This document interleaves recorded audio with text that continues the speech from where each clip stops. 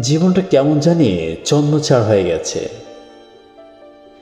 একটা ধাক্কা সামলে উঠতে না উঠতেই আরেকটা ধাক্কায় হুমড়ি খেয়ে পড়ি।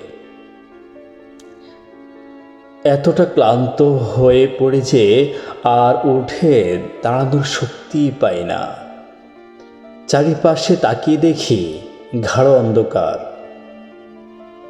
কেউ হাত ধরে টেনে উঠাবে এমন কাছের কোনো মানুষই নেই।